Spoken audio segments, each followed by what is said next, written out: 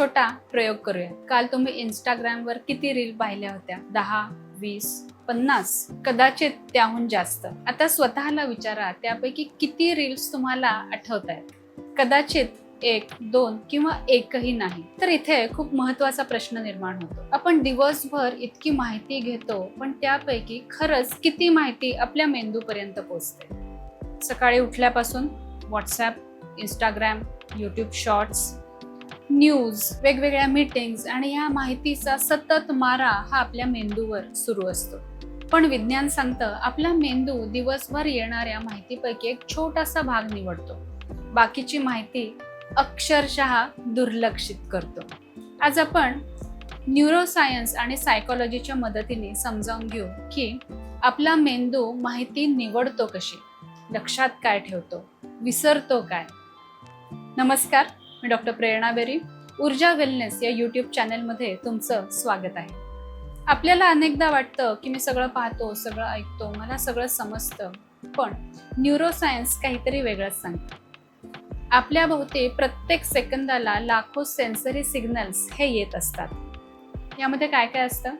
प्रकाश, आवाज, वास, स्पर्श, विचार, भावना। पण एक समस्या आहे, आपल्या मेंदूकडे अमर्याद प्रोसेसिंग पॉवर ही खरं तर नसते। त्यामुळे मेंदूला प्रत्येक वेळी निर्णय घ्यावा लागतो की महत्त्वाचं काय आहे आणि काय महत्त्वाचं नाही। यालाच आपण अटेन्शन सिस्टीम म्हणूयात। आता मागे एक झालेला एक छोटा प्रयोग घेऊयात, म्हणजे तुम्हाला हे समजायला खूप चांगल्या पद्धतीने मदत होईल। तर एक सायकोलॉजीच्या विद्यार्थ्यांना हा प्रयोग शिकवला जातो। काही लोकांना एक व्हिडिओ दाखवण्यात आला की ज्यामध्ये बास्केटबॉल प्लेयर्स हे एकमेकांना बॉल हे पास करतायत आणि त्यामध्ये सहभागी लोकांना सांगितलं की हे किती वेळा पास करतायत हे तुम्हाला मोजायचं। तर सगळे लोक अगदी लक्ष देऊन ते किती वेळा पास करतायत हे मोजायला लागले आणि अचानक काय झालं की एक गोरिलाचा कॉस्ट्यूम घातलेला एक माणूस स्क्रीनवर येतो आणि मध्येच उभा राहतो। तो चालतो आणि नंतर निघून जातो। पण धक्कादायक गोष्ट म्हणजे अनेक लोकांना तो गोरिला हा दिसलाच नाही। तो तर त्यांच्या डोळ्यासमोरच होता, पण मेंदूनी त्या गोरिलाकडे लक्षच दिलं नाही। म्हणजेच आपल्या समोर आहे तेच आपल्याला दिसेल असं नाहीये, आपला मेंदू जे निवडतो तेच आपल्याला दिसतं। किती महत्त्वाची गोष्ट आहे बघा। आता हा प्रयोग आपल्या रोजच्या आयुष्याशी आपण जोडूयात। म्हणजे तुम्ही समजा इंस्टाग्रामवर 30 मिनिटं स्क्रोल करताय, अनेक व्हिडिओ तुम्ही बघितले आणि खूप माहिती गोळा केली, पण काही तासांनी आपल्याला यातलं आठवतं किती याचा कधी विचार केलाय? कारण माहिती पाहणं आणि माहिती समजणं या दोन पूर्णपणे वेगवेगळ्या गोष्टी आहेत।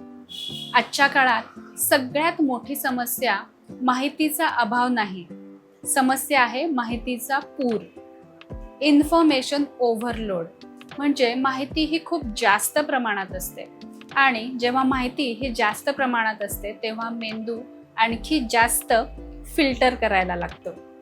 कल्पना करा, जर तुमच्या मेंदूने प्रत्येक आवाज लक्षात ठेवला, प्रत्येक चेहरा लक्षात ठेवला, प्रत्येक जाहिरात लक्षात ठेवली असती तर काय झालं असतं? आपण अक्षरशः गोंधळून गेलो असतो। त्यामुळे मेंदू फक्त त्याच गोष्टींना प्राधान्य देतो ज्या सर्व्हायव्हलसाठी महत्त्वाच्या असतात, इमोशनली स्ट्रॉंग आहेत, वारंवार वापरल्या जातात आणि तुमच्या ध्येयाशी संबंधित आहेत। पण मेंदू ही माहिती काही डिलीट नाही करत, तर फक्त इग्नोर केली जाते आणि हा फरक समजावून घेणं खूप महत्त्वाचं आहे। आता एक प्रश्न विचारते, तुम्हाला 5 वर्षापूर्वीचा एखादा भावनिक प्रसंग आठवतो का? किंवा एखादं यश, एखादं अपयश किंवा एखादी भेट? कदाचित तुम्हाला आठवत असेल, पण तुम्ही काल बघितलेल्या 100 रील्स तुम्हाला आठवतात का? नाही, बरोबर? तर यामागे काय कारण आहे? मेंदू माहिती साठवत नाही, तर मेंदू महत्त्व साठवतो। ज्या गोष्टींना अर्थ आहे, भावना आहे, महत्त्व आहे, त्या गोष्टी हे आपल्या मेमरी बनतात आणि बाकी सगळं हे सोडून दिलं जातं। आज अनेक लोक सांगतात की मी मल्टीटास्किंग करतो, फोनवर बोलतो, ईमेल्स बघतो, टीव्ही पाहतो आणि कामही करतो, हे सगळं एकाच वेळी। पण न्यूरोसायन्स सांगतं, मेंदू खरं तर मल्टीटास्किंग करत नाही, तो अतिशय वेगाने एका टास्कमधून दुसऱ्या टास्कमध्ये हा जात असतो. आणि ह्या प्रत्येक वेळी हे स्विच होण्याची किंमत काय असते माहितीये, की आपली एनर्जी खर्च होते, ऊर्जा खर्च होते, फोकस कमी होतो, चुका वाढतात आणि दिवसाच्या शेवटी आपण म्हणतो की मी खूप दमलो आहे. कारण आपलं शरीर नसतं थकलेलं, तर आपली जी अटेन्शन सिस्टीम आहे, लक्ष देण्याची जी सिस्टीम आहे ती थकलेली असते. जर तुम्हाला खरंच काहीतरी शिकायचं असेल तर लक्ष देणं हे खूप गरजेचं आहे. कारण शिकणं आणि लक्ष देणं याचा थेट संबंध आहे. जेव्हा तुम्ही एखाद्या गोष्टीवर पूर्णपणे लक्ष देता तेव्हा मेंदू त्याभोवती एक न्यूरल कनेक्शन तयार करतं आणि म्हणूनच 1 तास फोकस स्टडी म्हणजे अगदी लक्ष देऊन केलेला अभ्यास हा बऱ्याचदा 4 तास डिस्ट्रॅक्टेड स्टडीपेक्षा अधिक जास्त प्रभावी असतो. आपण घेत असलेली माहिती ही योग्य प्रकारे समजण्यासाठी म्हणून सगळ्यात महत्त्वाची पहिली गोष्ट म्हणजे खूप माहिती ही एकाच वेळी आपल्या मेंदूमध्ये घेऊ नका. म्हणजेच इन्फॉर्मेशन ही योग्य तेवढीच घ्या, म्हणजे तुमचा मेंदू हा थकणार नाही. त्यानंतर नोटिफिकेशन्स हे बंद करा, कारण त्यामुळे सतत डिस्ट्रॅक्शन हे होत राहतं. सिंगल टास्किंग, एका वेळी एकच काम, आणि आपला मेंदू हा त्याच पद्धतीने बनलेला आहे. आपण जे काही शिकलोय ते दुसऱ्याला समजावून सांगा, कारण जर तुम्ही गोष्ट समजावून सांगितली तर ती तुम्हाला जास्त चांगल्या पद्धतीने समजते आणि जास्त काळ लक्षात राहते. शेवटचं आणि सगळ्यात महत्त्वाचं, झोपेला प्राधान्य द्या, कारण झोपेमध्येच आपला मेंदू हा रिसेट होत असतो, मेमरी अजून चांगली होत असते.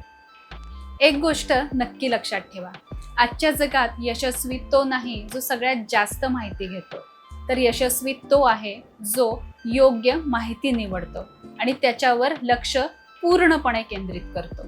जर हा व्हिडिओ तुम्हाला उपयुक्त वाटला असेल तर कमेंटमध्ये नक्की लिहा. Focus is power.